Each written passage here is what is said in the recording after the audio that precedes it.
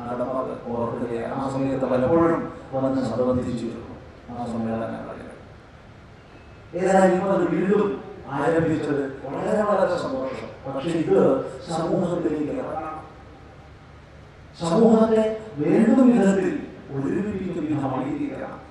ഇവിടെയുള്ള എല്ലാ സാമുദായിക സംഘടനകളും അതിലുപരി പറയട്ടെ, ഇന്ന് വലിയൊരു വിപത്തായി വലിയൊരു സെക്യുലറിസം നമ്മുടെ ഇടയ്ക്ക് വളർന്നു വരുന്നുണ്ട്. ഓരോ ആശ്രമങ്ങൾ, ഗുരുനാഥന്മാര് ശിഷ്യന്മാര് ഒരു ഗ്രൂപ്പ്, മറ്റേ ഗുരുനാഥന് ശിഷ്യന് വേറെ ഗ്രൂപ്പ്, അപ്പുറത്തെ ആശ്രമം ഭക്തന്മാര് വേറെ ഗ്രൂപ്പ്, ഇങ്ങനെ പ്രത്യേകം തുരുത്തുകളായി നമ്മൾ നീങ്ങുന്നുണ്ട്. ഇല്ലെന്ന് പറഞ്ഞിട്ട് പ്രയോജനമില്ല, ഉണ്ടെന്നറിയാം. ഒരു പക്ഷേ ജാതിയേക്കാൾ ഭീഷണമായ രീതിയിൽ ഇത് നീങ്ങുകയാണ്. ഏതാനും വർഷങ്ങൾക്ക് മുൻപ് നമ്മളൊരു പരിപാടി കഴിഞ്ഞ് യാത്ര പോകുന്ന സമയത്ത്, രാത്രിയാണ് ആശ്രമത്തിലേക്ക് തിരിച്ചു പോകുന്നു, ഒരു മഹാത്മാവിന്റെ എക്സസൈസ് വേറെന്ന് പറയുന്നില്ല, വലിയൊരു കട്ടൗട്ട് റോഡ് സൈഡിൽ ഉയർത്തിയിട്ടുണ്ട്.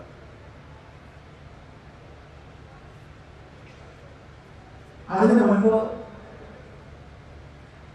അതിന്റെ റോഡിന്റെ ഇപ്പുറത്തെ ഭാഗത്ത് വേറൊരു മഹാത്മാവിന്റെ കട്ടൗട്ട് വെച്ചിരുന്നു. അതിനേക്കാൾ ഒരു 1.5 അടിയിൽ പൊക്കം കൂടിയിട്ടാണ് ഇപ്പൊ പറഞ്ഞ കട്ടൗട്ട് വെച്ചത്. അപ്പൊ നമ്മുടെ കൂടുതൽ ആളോട് പറഞ്ഞു, നാളെ വരുമ്പോ കാണാം ഇവര് ഉയർത്തുന്നുണ്ടാവും, സംശയമില്ല. പിറ്റേന്ന് രാത്രി വന്നപ്പോ പറഞ്ഞ പോലെ കണ്ടു. ഇതിന് രാജദർശിയായതുകൊണ്ടല്ല, നമ്മുടെ സമൂഹത്തിൽ ഇന്നത്തെ രോഗം അറിയുന്നത് കൊണ്ടാണ്. പറഞ്ഞിട്ട് ആദ്യം വെച്ച കട്ടൗട്ട് മറ്റേനേക്കാൾ ഓടിയിട്ടുണ്ട്. ഇതാണ് ഇന്നത്തെ നമ്മുടെ സമൂഹത്തിന്റെ നിജസ്ഥിതി. ഈ സ്ഥിതിയിൽ നാം ഉയർന്നില്ലെങ്കിൽ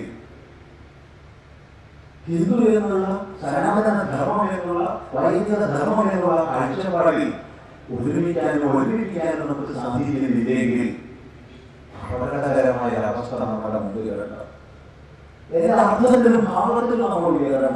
മറ്റാരെയും കുറ്റപ്പെടുത്തിയിട്ട് കാര്യമില്ല. ക്രമനിബദ്ധങ്ങളായ കണ്ടുവെപ്പുകളോടുകൂടിയാണ് മതസമൂഹങ്ങൾ ഉയർന്നുകൊണ്ടിരിക്കുന്നത്. എല്ലാ മേഖലകളിലും ശക്തിയാർജിക്കുന്നു. രാഷ്ട്രീയ തലത്തിലായാലും, സാമ്പത്തികമായാലും, തൊഴിൽ മേഖലയിലായാലും എല്ലാം. നമ്മൾ എത്ര 1000 കത്തിച്ചു കൊടുക്കുന്നു ആലോചിക്കുക. ഒരു വർഷം, കഴിഞ്ഞ ദിവസം 5000 കോടി രൂപ ഒരു ഉത്സവകാലത്ത് നമ്മൾ കരിമരുന്നിന് മാത്രം ചെലവാക്കുന്നു എന്ന് നമ്മൾ പ്രസംഗിച്ചപ്പോ ഒരാൾ പറഞ്ഞു, സ്വാമി അത് 5 കൊല്ലം മുമ്പത്തെ കണക്കായിരിക്കുമല്ലോ, ഇപ്പൊ അതിനേക്കാളും എത്രയോ കൂടുതലാണല്ലോ. ഇതാണ് നമ്മുടെ ഗതി. ആവർത്തിച്ച് പറയട്ടെ, ക്രമനിബദ്ധമായ കാൽവെപ്പുകളോടുകൂടി, അച്ചടക്കത്തോടുകൂടി, ദീർഘവീക്ഷണത്തോടുകൂടി മതസമൂഹങ്ങൾ ഉയർന്നു വരുന്നു. അതിന്റെ പ്രവർത്തന ശൈലി ഒരു ദൃഷ്ടാന്തം പറയട്ടെ. ഈ ജനുവരി മാസം കോഴിക്കോട് സനാതന ധർമ്മ പരിഷത്തിന്റെ ആഭിമുഖ്യത്തിൽ പരിപാടികൾ നടക്കുകയാണ്. അവിടെ എല്ലാ സാമുദായിക, ആശ്രമ, സാംസ്കാരിക പ്രസ്ഥാനങ്ങളൊക്കെ ഒത്തൊരുമിച്ച് നടത്തുന്ന വലിയ മഹാസമ്മേളനമാണ്. അതിന്റെ ചെയർമാൻ സ്ഥാനം ഇപ്പോൾ സ്വാമി ചിദാനന്ദപുരിയാണ് അലങ്കരിക്കുന്നത്. 10-22 കൊല്ലങ്ങളിലധികമായി കേരളത്തിൽ മുക്കിലും മൂലയിലും നമ്മൾ പ്രസംഗിച്ച് ഇയാളുടെ നിലപാടുകൾ ഇന്നതാണെന്ന് വ്യക്തമായി സമൂഹത്തിന് അറിയാം. ഇതെന്തിനാ പറയുന്നത് വെച്ചാൽ, ഇനി പറയാൻ പോകുന്നത് അവതരിപ്പിക്കാൻ വേണ്ടിയാണ്. എന്താണ് ചിദാനന്ദപുരി സ്വാമിയുടെ നിലപാടുകൾ എന്നുള്ളത് പ്രത്യേകിച്ച് കോഴിക്കോട്ടുകാർക്ക് വ്യക്തമായിട്ട് അറിയാം. അങ്ങനെയുള്ള ചിദാനന്ദപുരി സ്വാമി ഒരു സ്ഥലത്ത് നിൽക്കുന്നു, ചിന്മയ മിഷന്റെ ഹാളിന്റെ പുറത്ത്. ഭഗവത് തമാശ പറഞ്ഞു നിൽക്കുക. 2 ചെറുപ്പക്കാർ വരുന്നു. വന്നിട്ട് ചോദിക്കുന്ന, സ്വാമിജി അങ്ങനെ ദൂരെ നിന്ന് കണ്ടിട്ടേയുള്ളൂ പ്രഭാഷണ വേദികളിൽ, ഇത്ര അടുത്ത് നിന്ന് കാണുന്നത് ഇപ്പോഴാണ്, നമ്മൾ കുറച്ചുകൂടി ചേർത്ത് പിടിച്ചോളാം. സ്വാമി എത്ര മണിക്കാണ് ഉറങ്ങുക? ഉറക്കം വരുമ്പോ. എത്ര മണിക്ക് ഉണരും? ഉറക്കം കഴിയുമ്പോ. സ്വാമി 100% വെജിറ്റേറിയനാണോ? ധൈര്യം പറയാൻ. കടയിൽ നിന്ന് വാങ്ങുന്ന പച്ചക്കറിയിലും അരിയിലൊക്കെ എന്തൊക്കെയുള്ളതെന്ന് നമുക്കറിയോ. പിന്നെ പ്രത്യേകിച്ച് എന്തെങ്കിലുമൊക്കെ രോഗം വരുമ്പോൾ ചിലപ്പോൾ ക്യാപ്സ്യൂളൊക്കെ കഴിച്ചു കൊണ്ട് വരും. ക്യാപ്സ്യൂളിനാണ് സ്വാമിയുടെ വീട്ടിൽ എല്ലാവരും സന്യാസിമാരാണോ? എന്റെ അച്ഛനമ്മ സന്യാസിയാണെങ്കിൽ ഞാൻ ഉണ്ടാവോ? സ്വാമി ഇത് കയ്യിൽ വയ്ക്കുക. ഒരു 8 പുസ്തകങ്ങളാണ്. ഇസ്ലാമിന്റെ വഴി, സത്യത്തിന്റെ പാത, ശരിയായ പ്രവാചകൻ, ഒരു 8ഓളം പുസ്തകങ്ങൾ. അവര് മുജാഹിദ് പ്രസ്ഥാനത്തിന്റെ പ്രവർത്തകന്മാരാണ്.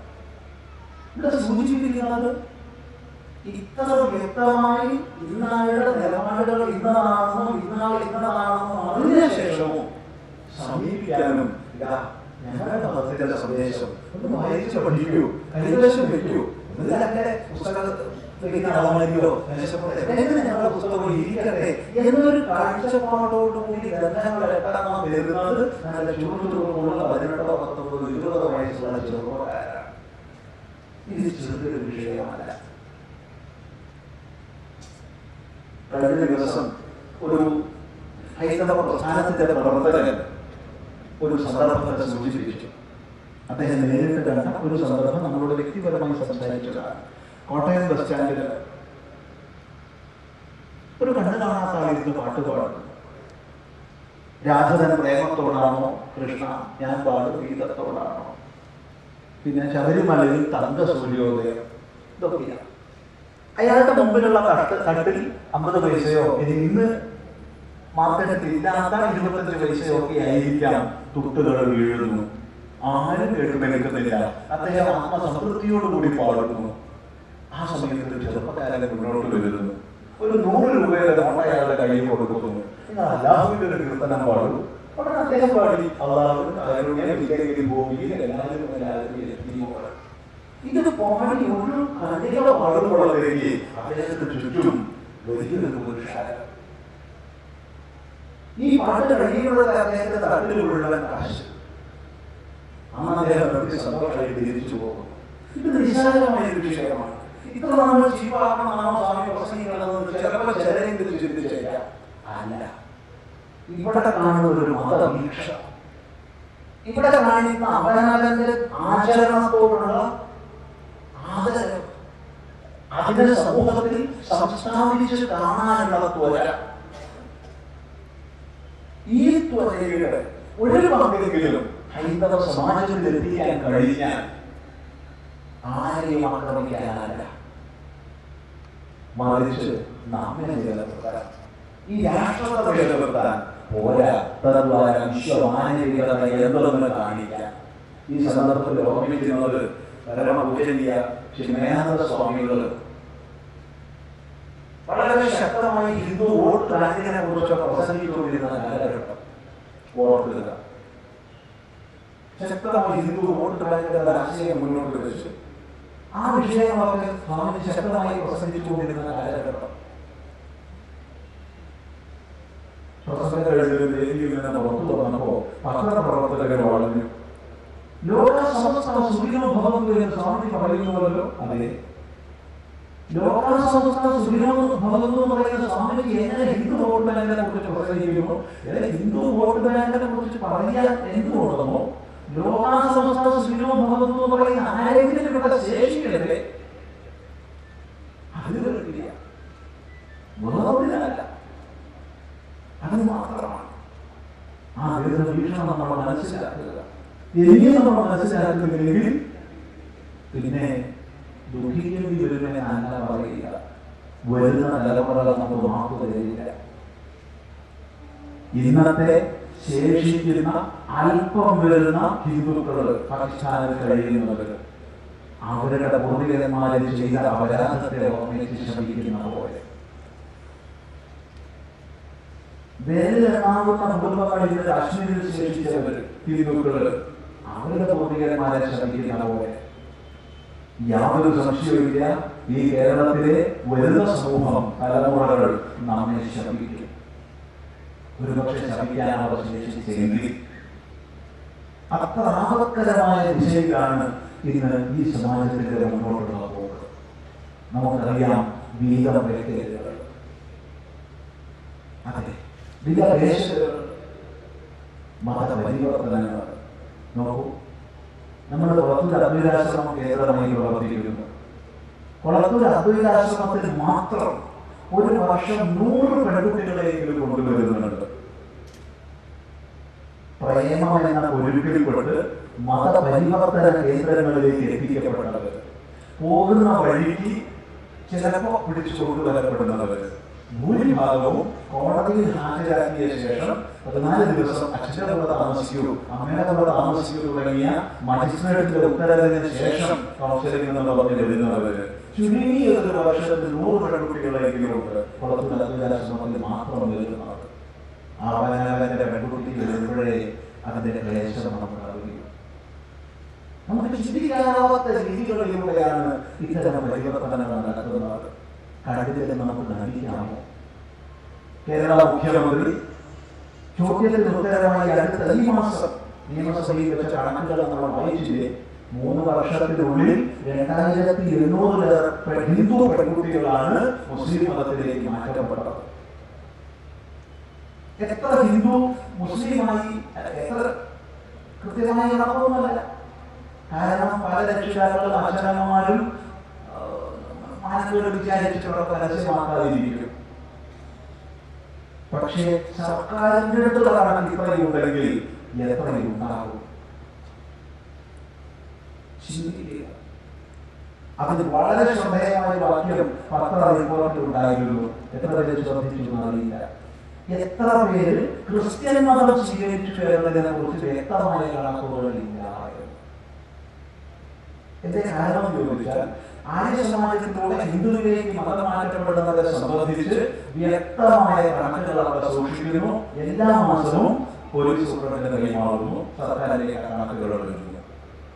പക്ഷേ എത്ര പേര് ക്രിസ്ത്യൻ മതത്തിലേക്ക് പോകുന്നുണ്ടെന്നുള്ളതിന് ഒരു കണക്കും ഇവിടെ നിയമമുണ്ടെങ്കിലും ഭാരവാഹികളെ അധികാരികളെ അറിയിക്കുന്നില്ല.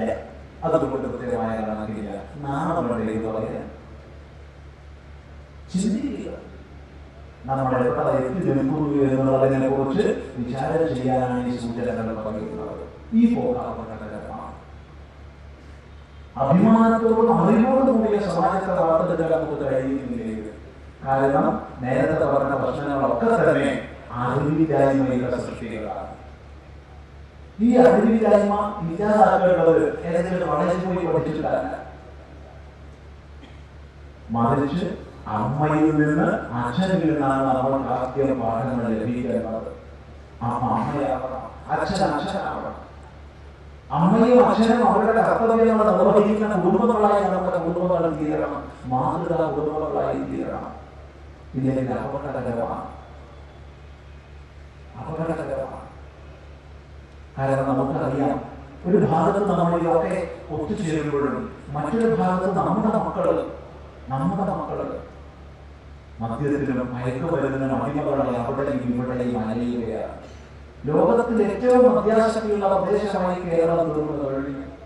കുറ്റകൃത്യങ്ങളിലും ഏറ്റവും മുമ്പിലായി കഴിഞ്ഞു. നമ്മുടെ മക്കളൊക്കെ തന്നെയാണ് ഇതിലുള്ളത്. വേറെ ആരെയും കുറ്റപ്പെടുത്തി കഴിയുക നമുക്ക് സാധിക്കില്ല. ഇതുകൊണ്ട് നമ്മുടെ വീടുകളല്ലാതാവുന്നു. അമ്മ ചെയ്യേണ്ട ഉത്തരവാദിത്വത്തിൽ നിന്ന് പിന്നോട്ട് പോകുന്നു. അച്ഛൻ ചെയ്യേണ്ട ഉത്തരവാദിത്വത്തിൽ നിന്ന് പിന്നോട്ട് പോകുന്നു. ഇത് പറ്റില്ല. നോക്കൂ, മക്കളെ കുറിച്ച് കുറ്റം പറയാൻ അവർ മദ്യപിക്കുന്നു, അവർ മയക്കുമരുന്നിന് അടിമകളാണ്, അവർ ഇവരാണ് വിളിച്ച് നടക്കുകയാണ്, ഒരു കുടുംബം നോക്കുന്നില്ല, അച്ഛനെ മാനിക്കുന്നില്ല, അമ്മയെ മാനിക്കുന്നില്ല എന്ന് കുറ്റം പറയാൻ 100 കണക്കിന് അച്ഛനമ്മമാരെ സമീപിക്കാറുണ്ട്. നമ്മളെ കുറച്ചു നേരം കേൾക്കും, പിന്നെ ചെറിയൊരു ചോദ്യം ചോദിക്കും, നിങ്ങളുടെ കുട്ടികളെ. ചിലർക്ക് 4 അർത്ഥം മനസ്സിലാകില്ല. അപ്പൊ പിന്നെ സ്പഷ്ടമായി ചോദിക്കേണ്ടി വരും, അവർക്ക് കൊടുക്കേണ്ട സമയത്ത് കൊടുത്തിട്ടുണ്ടോ? കൊടുക്കേണ്ട സമയത്ത് കൊടുത്തിട്ടുണ്ടോ?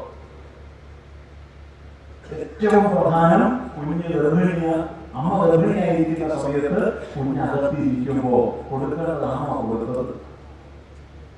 ആ സമയത്ത് ഒരു ഗർഭിണി താമസിക്കുന്ന ഗൃഹം ദേവാലയം പോലെയും വിദ്യാലയം പോലെയും ആയിരിക്കണമെന്ന് ആചാര്യന്മാരെ പറഞ്ഞത് നമ്മൾ വിസ്മരിച്ചു. അല്ല, അന്നും